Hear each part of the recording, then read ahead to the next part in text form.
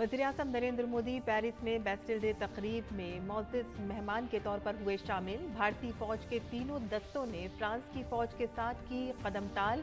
सारे जहां से अच्छा की धुन पर हुआ मार्च। राफेल जंगी तैयारों ने फ्लाइट कॉम्पास में लिया हिस्सा।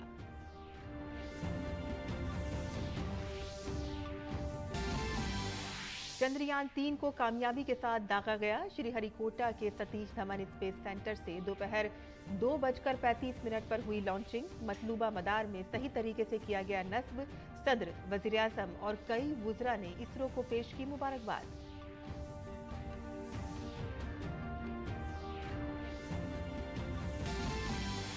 दिल्ली में जमुना की सतह हुई कम, लेकिन राजघाट और आईटीओ तक पहुंचा पानी। जैली हिमालय, मगरबी बंगाल और सिक्किम में 14 जुलाई को भारी से बहुत भारी बारिश की पेशगोई।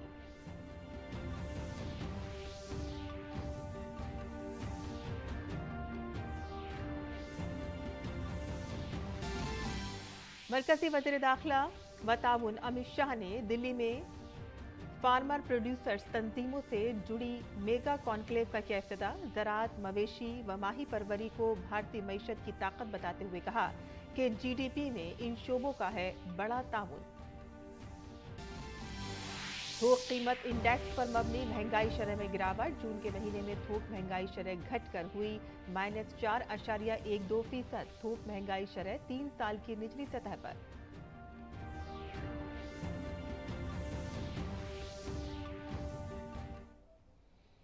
आदाब नाज़रीन, खबरनामे में आपका इस्तकबाल है। मैं हूं साइमा खान। अब खबरें तफसील से और बुलेटिन में सबसे पहले बात करते हैं वज़ीर-ए-आज़म के दौरा फ्रांस से।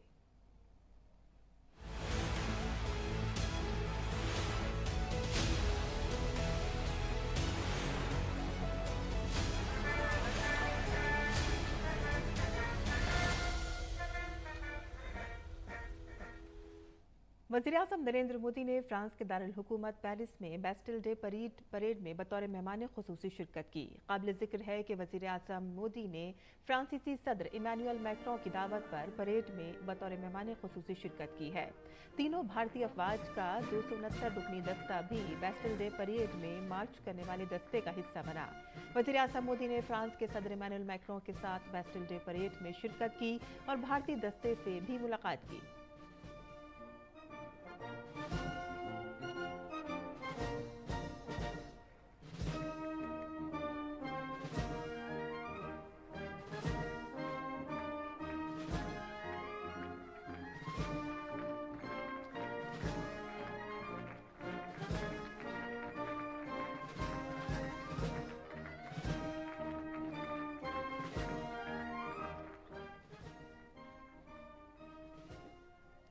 और परेड शुरू होने से कबल वज़ीर-ए-आज़म नरेंद्र मोदी और फ्रांस के सदर इमैनुअल मैक्रों पेरिस के शांज़े-एलिज़े में बैस्टिल डे परेड पर पहुंचने पर गर्मजोशी से मिले। भारतीय फौज, बहरिया और फिजाइया के दस्तों ने बैस्टिल डे परेड में हिस्सा लिया। भारतीय फौजियों के एक ग्रुप ने सारे जहां से अच्छा की धुन पर मार्च भी किया। काबिल जिक्र है कि सारे जहां से अच्छा तराना भारतीयों में हुब्बुल वतनी का जज्बा पैदा करता है। भारतीय फौज की पंजाब रेजिमेंट ने पेरिस में बैस्टिल डे परेड के दौरान शांज़े-एलिज़े में मार्च किया। फौजी दस्ते की क़यादत कप्तान अमन जगताप ने की।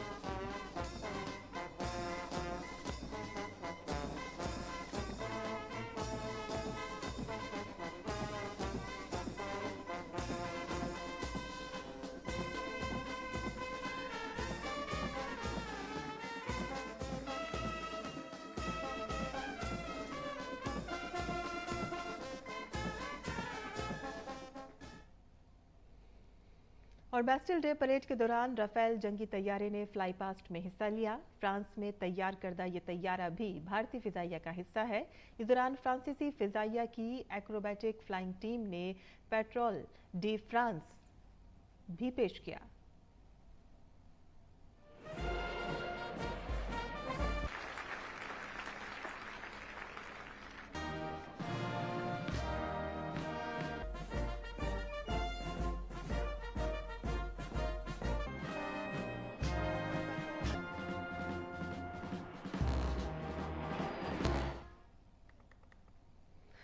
और बेस्टिल डे परेड शुरू होने से पहले फ्रांस के सदर इमैनुअल मैक्रों ने पेरिस में बेस्टिल डे परेड का मुआयना किया। इस दौरान परेड देखने के लिए जमा हुए लोगों का खैर मकदम किया।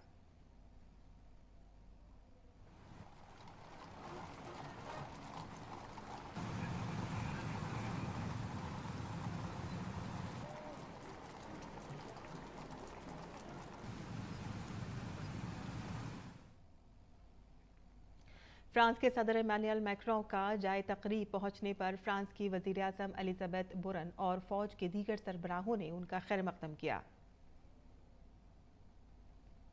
और फ्रांसीसी सदर मैक्रों को बेस्टिल डे परेड शुरू होने से पहले सलामी दी गई।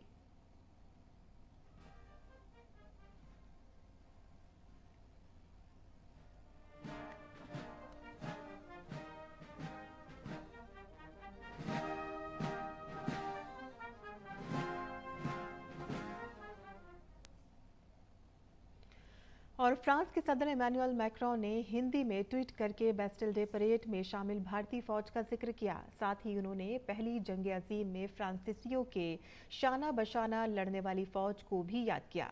उन्होंने ट्वीट करते हुए कहा कि इस 14 जुलाई को भारत के फौजी और राफेल लड़ाका तैयारे हमारे फौजियों के साथ परेड में शामिल हैं। हम उन लोगों की याद का एहतराम करते हैं जो पहली जंग अजीम में फ्रांसीसी फौज के साथ मिलकर लड़े थे। हम कभी नहीं भूलेंगे।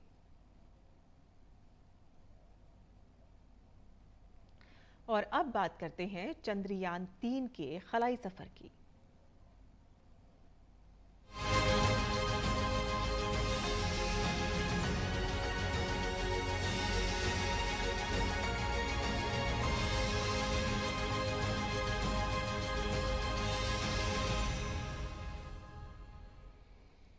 इसरो के श्रीहरिकोटा में सतीश धवन खलाई मरकज से चंद्रयान 3 मिशन को कामयाबी के साथ लॉन्च किया गया। इस कामयाबी से कौम का सर फख्र से ऊंचा हो गया है। इसरो के साइंसदानों ने खलाई गाड़ी से सैटेलाइट के कामयाबी के साथ अलग होने की जानकारी दी और इसके कामयाब लॉन्चिंग पर खुशी का इजहार किया। 3 लाख किलोमीटर से ज्यादा का फासला तय करते हुए ये आने वाले हफ्तों में चांद पर पहुंच जाएगा।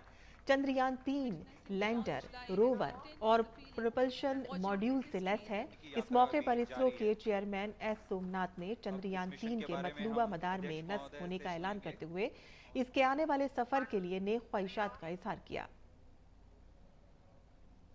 Congratulations, India.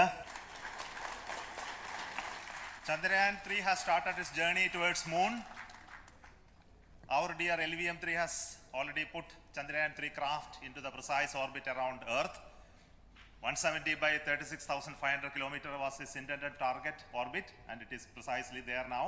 Let us wish all the best for the Chandrayaan 3 craft to make its further orbit racing maneuvers and travel towards moon in the coming days.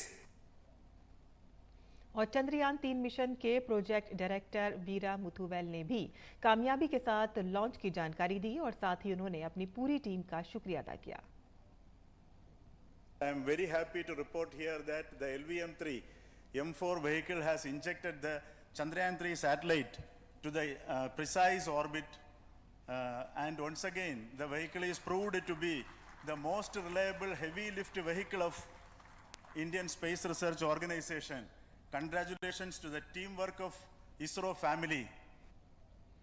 और इस मौके पर साइंस व टेक्नोलॉजी के मरकजी वजीर जितेंद्र सिंह ने भी मौजूद रहे वहां पर और इस बेहद खास मौके पर जितेंद्र सिंह ने इसरो और मुल्क को चंद्रयान 3 की कामयाब लॉन्चिंग पर मुबारकबाद पेश की। It is indeed a moment of glory for India. Thank you, Team ISRO, for making India proud. Thank you, Honorable PM Narendra Modi ji, for having made this possible by unlocking the gates of Sriharikota and enabling the India's space sector. Here we are vindicating and we are reiterating India's indigenous capabilities, living up to the ideal of Atmanirbhar Bharat. और सदर द्रौपदी मुर्मू ने चंद्रयान 3 के कामयाब launching पर हमवतनों और इसरो के साइंसदानों को मुबारकबाद दी है। अपने ट्वीट में उन्होंने कहा कि भारत ने चंद्रयान 3 को कामयाबी के साथ लॉन्च किया, जो खलाई तहकीक में एक और अहम संग मील साबित होगा। इसरो की टीम और उन तमाम लोगों को दिल की गहराइयों से मुबारकबाद, जिन्होंने इस कारनामे को हासिल करने के लिए अनथक मेहनत की है। ये खलाई साइंस और टेक्नोलॉजी में पेशरफ्त के तई मुल्क के अटूट अज़्म को जाहिर करता है। चंद्रयान मिशन कामयाबी के लिए मेरी नेक ख्वाहिशात। और वज़ीर-ए-आज़म नरेंद्र मोदी ने चंद्रयान 3 के कामयाब लॉन्च पर हमवतनों और इसरो के साइंसदानों को मुबारकबाद दी है। अपने ट्वीट में उन्होंने कहा कि चंद्रयान 3 के भारत के खलाई सफ़र में एक नया बाब लिखा है। चंद्रयान 3 ने हर भारतीय के ख्वाबों और अज़ाइम को बुलंद करते हुए एक नया मयार कायम किया है। ये अहम कामयाबी हमारे साइंसदानों की अनथक कोशिशों का नतीजा है। मैं उनके जज्बे और हुनर को सलाम पेश करता हूँ। मरकजी वज़ीर सेहत मनसुख मांडविया ने चंद्रयान 3 के कामयाब लॉन्चिंग पर हमवतनों और इसरो के साइंसदानों को मुबारकबाद दी है। अपने ट्वीट में उन्होंने कहा कि फ़ख्र का लम्हा, मुबारक हो भारत। चंद्रयान 3 के कामयाब लॉन्च पर इसरो टीम को मुबारकबाद। ये खास लम्हा हमेशा याद रखा जाएगा। आज हर भारतीय को बेहद फ़ख्र है। मरकजी वज़ीर दाखिला अमित शाह ने चंद्रयान 3 के कामयाब लॉन्च पर हमवतनों और इसरो के साइंसदानों को मुबारकबाद पेश की है।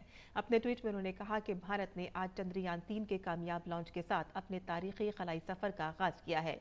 इसरो के इन साइंसदानों जिनकी अनथक खोज ने आज भारत को नस्लों के लिए एक शानदार खलाई सफ़र की स्क्रिप्ट लिखने की राह पर आगे बढ़ाया है। मेरी तरफ से दिली मुबारकबाद। आगे बढ़ते हैं, जहां दिल्ली के लेफ्टिनेंट गवर्नर विनय कुमार सक्सेना ने आज ITO के करीब सैलाब मुतासरा इलाकों का दौरा किया। इस दौरान उन्होंने कहा कि जमुना का बहाव बहुत तेज है, जिसे रोकना बहुत ज़रूरी है। ये वक्त किसी पर कसूरवार ठहराने या तबसरा करने का नहीं है। हमें मिलजुल कर सैलाब की सूरत हाल से निपटना है।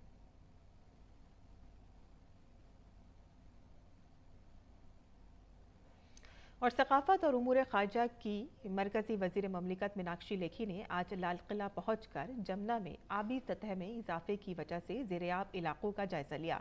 उन्होंने कहा कि जमुना के पानी की बढ़ती हुई सतह के पेश नज़र दिल्ली हुकूमत और मुताल्लिक़ा एजेंसियों ने वक्त पर कोई एहतियाती तदाबीर इख्तियार नहीं की है। उन्होंने कहा कि अपनी जिम्मेदारियों को छोड़कर दिल्ली हुकूमत सिर्फ और सिर्फ मरकजी हुकूमत को तनकीद का निशाना बनाने में मसरूफ़ है। इस दौरान हमारी नुमाइंदा संध्या शर्मा ने मरकजी वजीर से बातचीत भी की।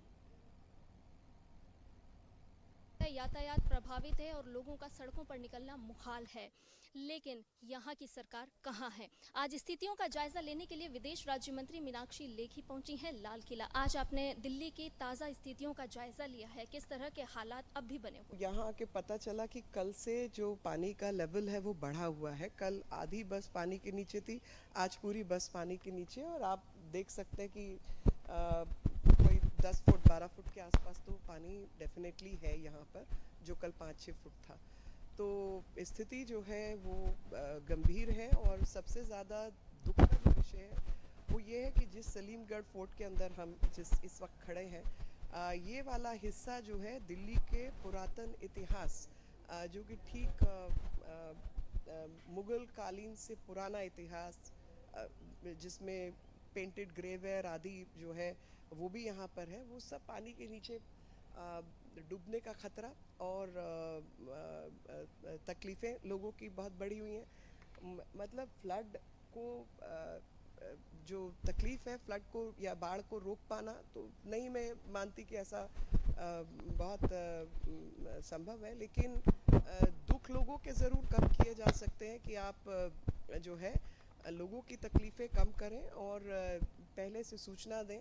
और पहले सूचना के आधार पर उनको, चाहे आपको स्कूलों में हाउस करना है, क्योंकि शिक्षा विभाग आपका है, एक डिपार्टमेंट है जिसका नाम है फ्लड कंट्रोल विभाग, यानी बाढ़ की रोकथाम के लिए यूजुअली उसकी मीटिंग्स होती थी और मैंने उसकी मीटिंग्स पूर्व में अटेंड की हैं। राजनीति से ऊपर हटके ये सोचकर कि दिल्ली है और दिल्ली की तकलीफ़ें साझी तकलीफ़ें, जो कुछ भी हो पाए मीटिंग में जाकर ये बात करना कि भाई आप डीसिल्टिंग करें, आप नालियाँ साफ़ करें, प्लास्टिक वेस्ट को हटाएं, नालियों के मुंह खुले रखें, जो कूड़ा कबाड़ा है उसका सही निस्तारण करें ताकि वो पानी के साथ नालियों में ना बह पाए, यमुना और नालों की ड्रेजिंग करें ताकि उसका जो कूड़ा है ताकि उसकी कैपेसिटी बढ़ जाए पानी को एब्जॉर्ब करने की। ये सब यूजुअली काम होता था। इस बार की कोई हमें सूचना नहीं थी कि इस बार कोई ऐसी मीटिंग हुई है और उसका जो बजट है उसकी भी तहकीकात होनी चाहिए, क्योंकि मेरी को ऐसा किसी ने सूचना दिया है कि वहाँ पर जो इनके एमएलएस के बोर्ड्स लगे हुए हैं, ग्रेटर कैलाश आदि ऐसी तमाम जगहों पर, वो सब बोर्ड जो है उसका खर्चा फ्लड कंट्रोल डिपार्टमेंट से हुआ है।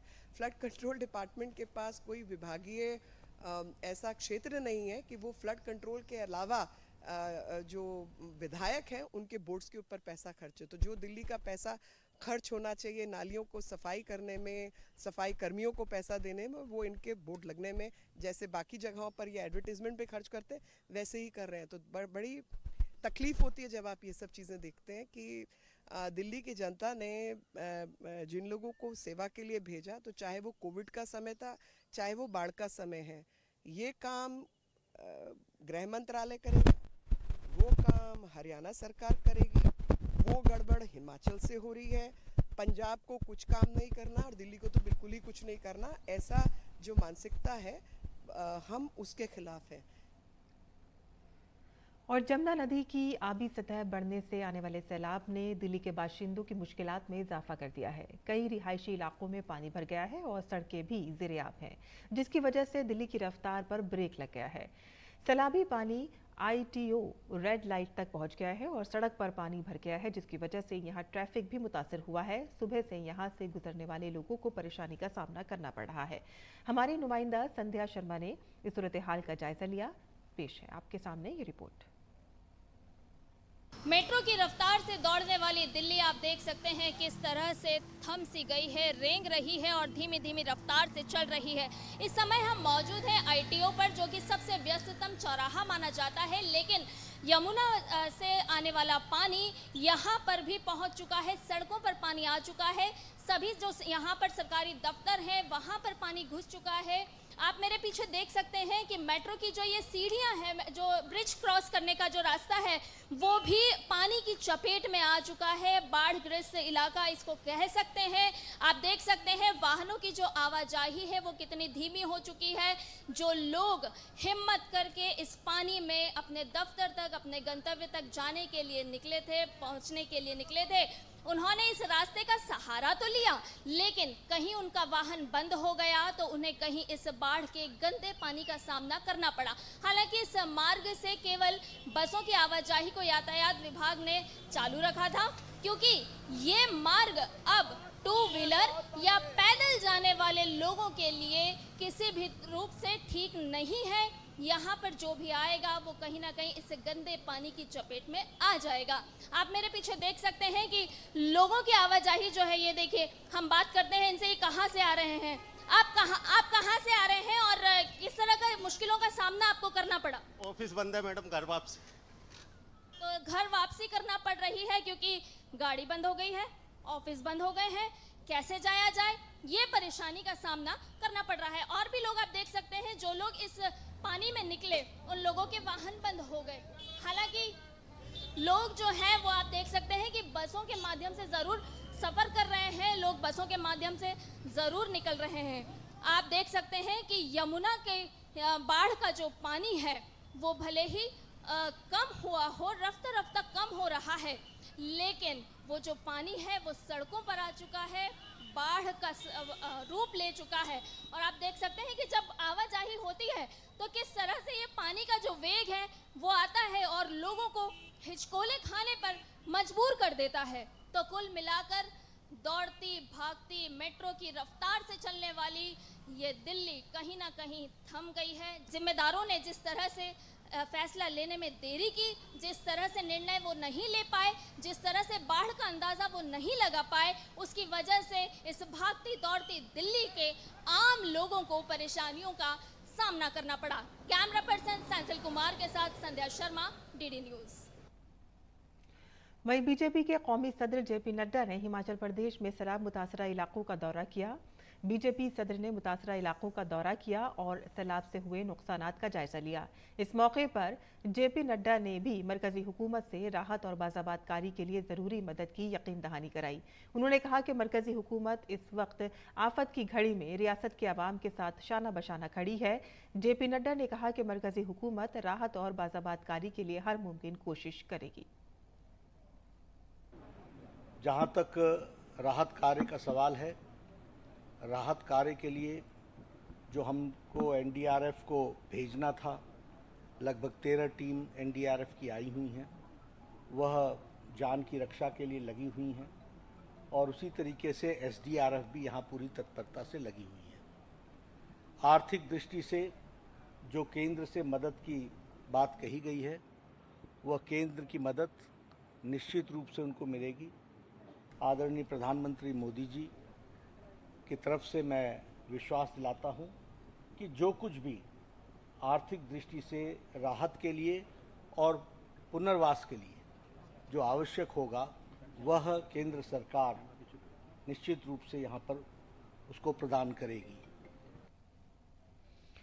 पिछले कुछ दिनों से मुसलसल मानसून की बारिश की वजह से आसाम में सैलाब की सूरत हाल जूं की तू बरकरार है। महकमे मौसमियात ने कोकराझार, चिरांग, बारपेटा, बोंगई गांव, दीमा, हसाओ और कछार के लिए येलो अलर्ट जारी किया है। वहीं आज भी रियासत के कई हिस्सों में मूसलाधार बारिश का इम्कान है। बारिश की वजह से दिसांग और ब्रह्मपुत्र नदियों की आबी सतह में इजाफा हुआ है। विश्वनाथ, बोंगई गांव, चिरांग, धेमाजी, डिब्रूगढ़, तिनसुकिया, कोकराझार, नलबाड़ी और तामुलपुर समेत 10 अजला सैलाब मुतासरा है। Assam state disaster management authority के मुताबिक सैलाब से 41,000 लोग मुतासिर हुए हैं और ताज़ा तरीन अदद-ओ-शुमार के मुताबिक सैलाब से 179 गांव भी वहां मुतासिर हैं, जिनमें धेमाजी, चिरांग और बिस्वनाथ सबसे ज्यादा मुतासरा अजला है। नीस कल चिरांग और डिब्रूगढ़ में 10 तिब्बी टीमें तैनात की गई हैं। एनडीआरएफ, एसडीआरएफ और मकामी इंतजामिया की टीमें सैलाब की सूरत हाल पर मुसलसल नजर रखे हुए हैं। मरकजी वज़ीर दाखिला अमित शाह ने दिल्ली में एफपीओ के जरिए पीएसी को मजबूत बनाने के मौजू पर एक रोज़ा मेगा कॉन्क्लेव का इफ्तिताह किया। कॉन्क्लेव का मकसद किसान प्रोड्यूसर तंजीमों के जरिए प्राइमरी एग्रीकल्चर क्रेडिट सोसाइटियों को मजबूत बनाने से मुतालिक तदबीर पर तबादला ख्याल करना है। कृषि, पशुपालन और मत्स्य पालन आधारित आर्थिक गतिविधियां भारतीय अर्थव्यवस्था की मजबूत ताकत, परंतु कभी इसकी देश में चर्चा नहीं हुई। आज देखिए तो भारत की जीडीपी का हिस्सा 18% हिस्सा ये तीनों सेक्टर मिलकर बने 18% जीडीपी। शायद किसी एक सेक्टर का इतना जीडीपी नहीं। ज़राअत, मवेशी परवरी और माही परवरी को भारतीय मईशत की मजबूती बताते हुए अमित शाह ने कहा कि जीडीपी में इन शोबों का बड़ा हिस्सा है। कृषि और ग्रामीण विकास के क्षेत्र में सहकारिता एकमात्र ऐसा आंदोलन है जिसके माध्यम से समृद्धि को हर व्यक्ति तक पहुंचाया जा सकता है। आपके पास पूंजी है या पूंजी नहीं है, अगर श्रम करने का हौसला है, काम करने की धगस है और अपने आप को आगे ले जाने की कौवत है, तो सहकारिता आंदोलन पूंजी नहीं है ऐसे व्यक्तियों के लिए भी एक बहुत बड़ा साधन बन सकता है। वहीं मेगा कॉन्क्लेव में अपने खिताब में नरेंद्र सिंह तोमर ने कहा कि 2014 के बाद मोदी हुकूमत ने ज़राई शोबे को फरोग देने के लिए बहुत काम किया है। 2014 के बाद लगातार प्रधानमंत्री जी ने गांव, गरीब, किसान, सहकार और समृद्धि इस यात्रा पर विशेष बल देने का प्रयत्न किया है।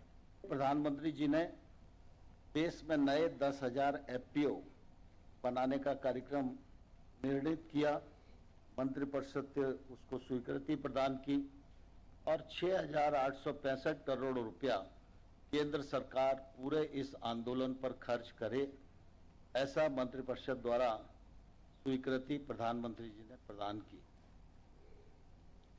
और इसी के साथ ही हमारा खबरनामा यही खत्म पजीर होता है। हमारी पूरी टीम को दें इजाजत। आदाब।